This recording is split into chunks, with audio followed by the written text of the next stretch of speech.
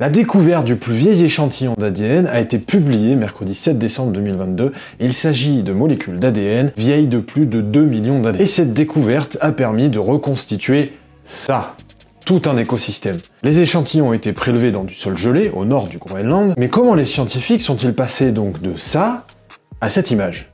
Si tu es nouveau sur cette chaîne, moi je m'appelle Florent, je suis prof de SVT en lycée, et j'aime bien faire de la vulgarisation scientifique, mais également des vidéos pédagogiques pour mes élèves. Bon, déjà, attention, il ne s'agit pas d'un simple morceau d'ADN qui serait le plus vieux du monde, mais de tout un ensemble d'ADN. Les scientifiques ont prélevé plusieurs échantillons, et ils ont séquencé une multitude d'ADN d'espèces différentes. En fait, ça a permis d'établir une liste d'espèces présentes à cette époque, et dans un écosystème précis, et donc de reconstituer tout l'écosystème de cet endroit du Groenland à cette époque. Oui, bon, c'est facile à dire comme ça, mais comment ça a été rendu possible? On va reprendre depuis le début. J'ai pris mon gros manteau, mes affaires, chaudes, un bonnet, et je suis parti à Cap Copenhagen, sur Google Maps. C'est là-bas, dans ce qui est actuellement un désert polaire, que depuis 2006, les chercheurs ont réalisé leur étude dans des sédiments qui s'accumulent sur près de 100 mètres d'épaisseur. Alors ce sont des sédiments riches en composés organiques et qui sont situés dans le pergélisol, c'est-à-dire du sol gelé depuis plusieurs années. Et ces sédiments s'accumulent depuis des milliers d'années. Mais surtout, il n'a jamais été dérangé par l'homme. Dans ces sédiments, les chercheurs ont prélevé 41 échantillons dans lesquels ils ont découvert des fragments d'ADN. Et à partir de ça,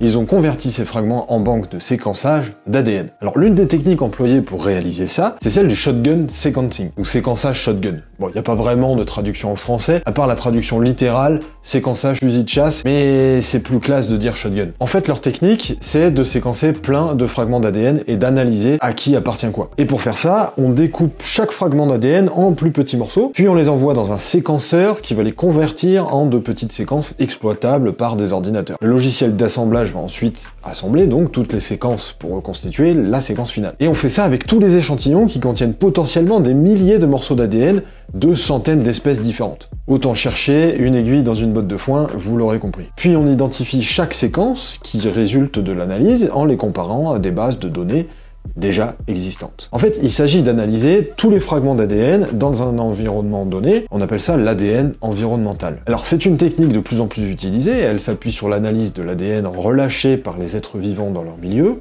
et une fois les séquences obtenues, on peut les comparer avec des séquences déjà connues, qui sont répertoriées dans une base de données. Donc plus le nombre de séquences connues par les espèces est élevé, et plus il est facile d'attribuer une séquence d'ADN à une espèce donnée. Donc grâce à ça, les chercheurs ont pu établir une liste des espèces présentes dans l'environnement. Ils ont donc reconstitué tout l'écosystème ici forestier, avec plus d'une centaine de groupes de plantes, mais aussi des mammifères, comme des rennes, des lièvres et même des mastodontes, un cousin du mammouth. Bon, c'est bien beau, mais juste une liste d'animaux avec des séquences d'ADN et des fichiers de data, c'est pas très parlant. C'est pour ça que les scientifiques ont souvent recours à ce qui s'appelle la vue d'artiste. En gros, c'est de montrer une représentation explicite du sujet réel sur lequel on ne dispose pas de photographie. Bah ouais, parce que c'est compliqué d'avoir une photo de plus de 2 millions d'années. Et on fait ça pour tout.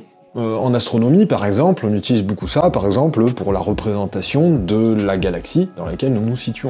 Bon, c'est bien beau tout ça, notre ADN là, qui a presque 2 millions d'années. Comment a-t-il pu rester conservé autant de temps? Eh bien, lorsqu'une espèce meurt, elle laisse soit rien et se dégrade complètement, soit un fossile dans des conditions bien précises. Et l'ADN dans tout ça? Eh bien, il se dégrade, et parfois vite. D'après une étude publiée en 2012, l'ADN se dégrade de moitié en 521 ans. C'est hyper précis. Puis encore de moitié en 521 ans, et ainsi de suite. Autant dire que en plus d'1 million d'années, il ne reste plus rien. Mais alors, que s'est-il passé? Eh bien, d'après le généticien Eske Willerslev, l'ADN survit généralement mieux dans des conditions froides et sèches telles que celles qui ont prévalu pendant la majeure partie de la période, depuis que le matériau a été déposé à Cap Copenhagen. En gros, les conditions glaciaires des lieux ont permis une meilleure conservation, mais c'est pas tout. Il précise également que le fait que ces échantillons étaient dans l'argile et du quartz, il est possible que ces matériaux ont permis de conserver davantage l'ADN. Et cette découverte ouvre la porte à de potentielles grandes nouvelles découvertes. Par exemple, rechercher des fragments d'ADN dans de l'argile en Afrique et recueillir des informations et des données inédites sur l'origine de certaines espèces, comme l'être humain par exemple. On pourrait faire de nouvelles découvertes sur les origines de l'homme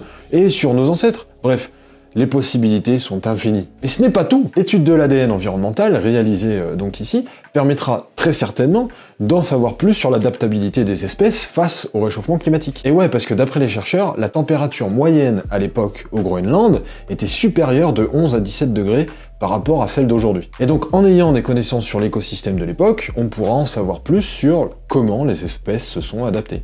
Donc aujourd'hui, les généticiens sont désormais capables, à partir de fragments d'ADN très anciens, de reconstituer tout un écosystème et d'en savoir plus sur les origines de certaines espèces et leur adaptation au réchauffement climatique. Pour Mikkel Winther Pedersen, de l'Université de Copenhague, nous rompons la barrière de ce que nous pensions pouvoir atteindre en termes d'études génétiques. Si tu as aimé mon contenu, en tout cas, je suppose que tu l'as aimé puisque tu es encore là à ce moment-là, n'hésite pas à t'abonner, à liker, à partager, à tout ce que tu veux. En tout cas, merci. Et n'oublie pas, intéresse-toi à la science, c'est important.